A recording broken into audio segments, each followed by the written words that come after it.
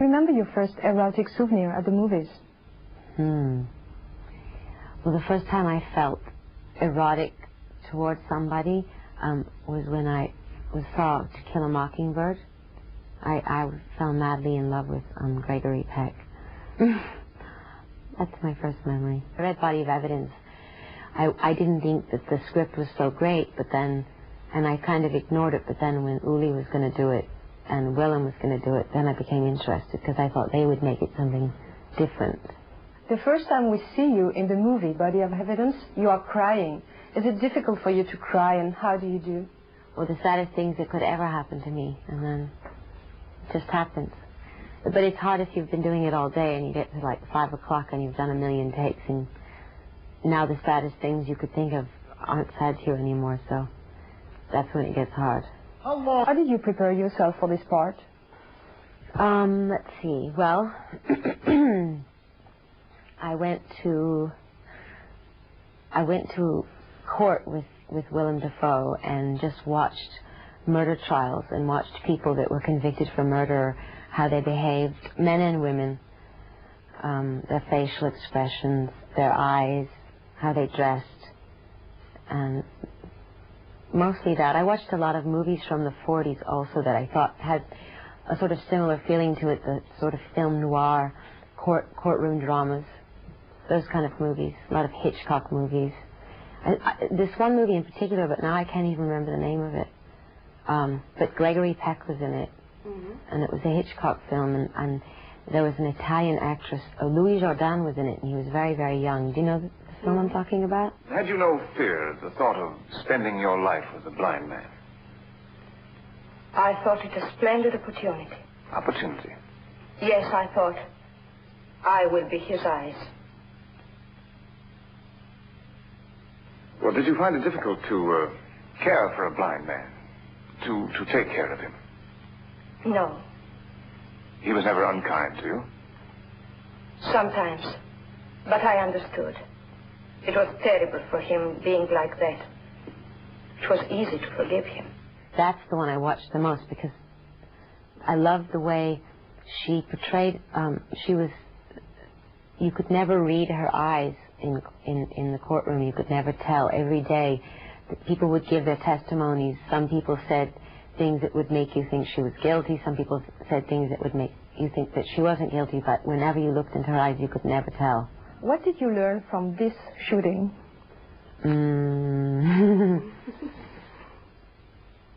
What did I learn? Well, I learned how difficult it is to do love scenes. I mean, really difficult. What is, in particular, way difficult?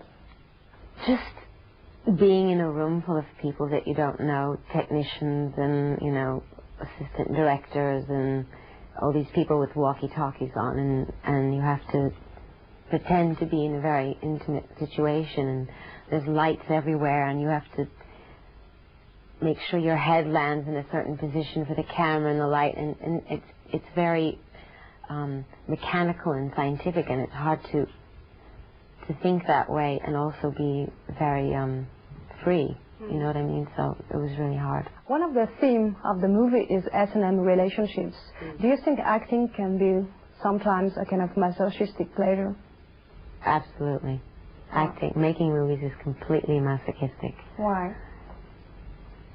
Well, because it's really hard work. You have to get up really early in the morning. You're on the set all day. Everybody's always in a bad mood. You're tired. You have to do take after take after take. You sit around waiting all day in your bathrobe or whatever. You work 16 hours a day. You go home. You take off your makeup. You look like shit. You feel like shit. There's nothing glamorous about it.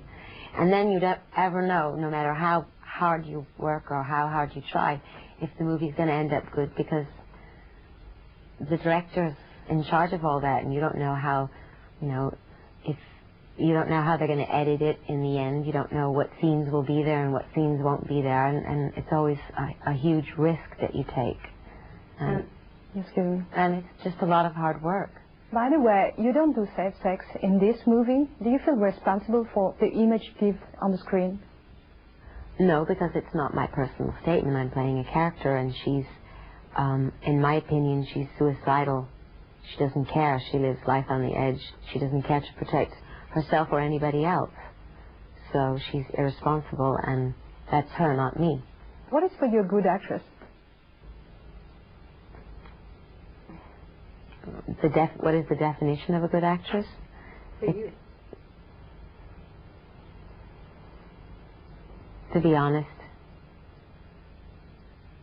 Are movie parts an opportunity to say something you want to say and you can't say otherwise?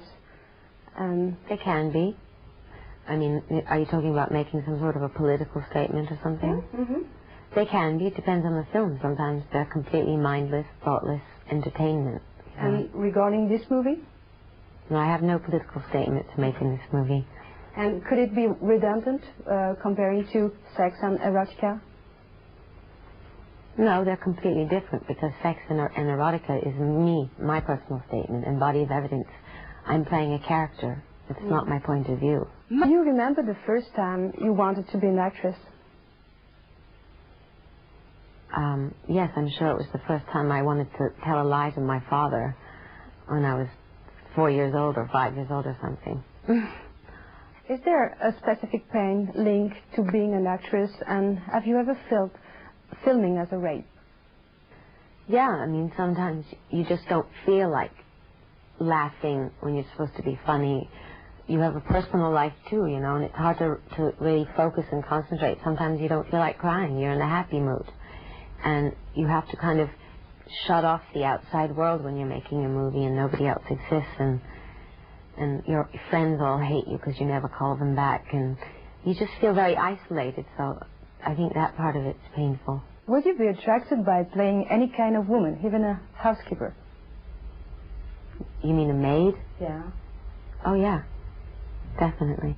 Or what about being ugly in a movie like Sophia Loren did one time? I think I played ugly in Body of Evidence. I don't think I always looked beautiful. I mean, absolutely. Madonna, on a set, do you check, for instance, the lights as Marlene Dietrich used to, or are you alone and very concentrated? So far, I haven't done a movie where I was in a position to be in charge of anything except what I was doing as an actress. I think when I make videos and stuff, I'm much more in control of the lighting and stuff, because I have a relationship with the directors. I work with them time and time again, and it's different. They know my face. They know how to light me. They want me to look good. A lot of directors don't really care about whether you look good or not, and if you don't know them, you don't know how they work. It's very difficult to. You feel like you're speaking out of turn or something, or you're being vain or something to say, you know, do I look good? You just have to kind of take a chance and assume that they want you to look your best, and sometimes they don't really care, and then, you know, then you're stuck with what you're stuck with. But actors often like to play mind games with actors in order to have performance from them. How do you feel about that? In other words, they're sadists to my masochism. Do you agree of going with them in this kind of manipulation? Yeah.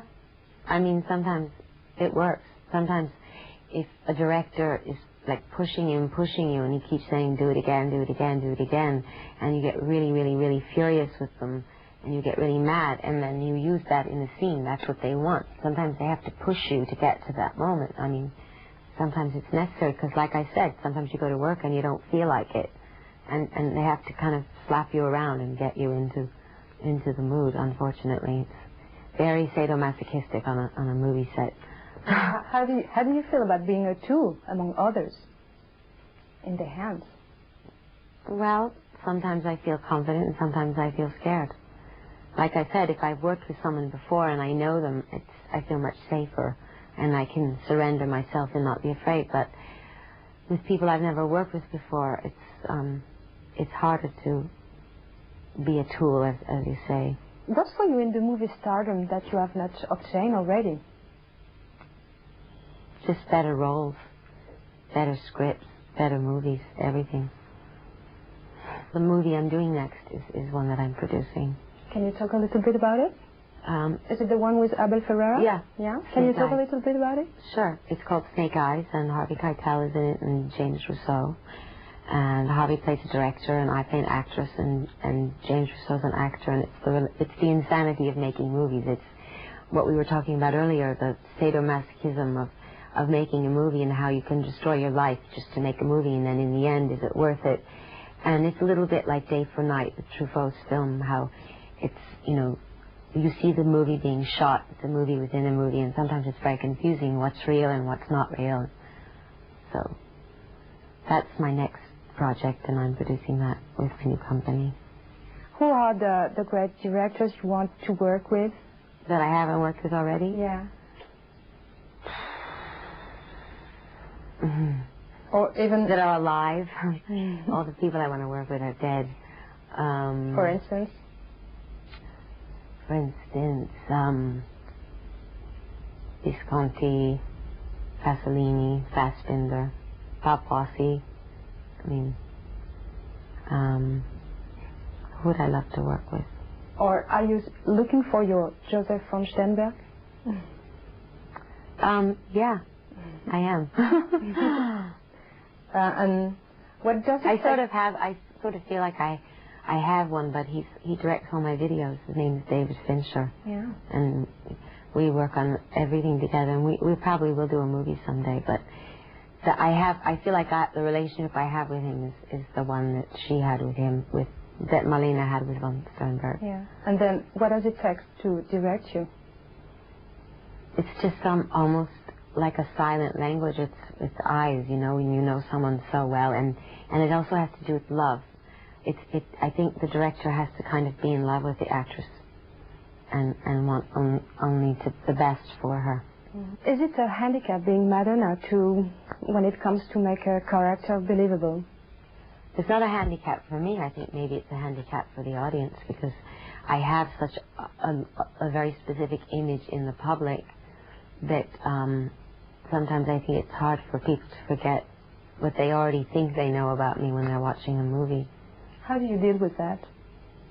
I just do the best I can do. I can't be bothered what other people think.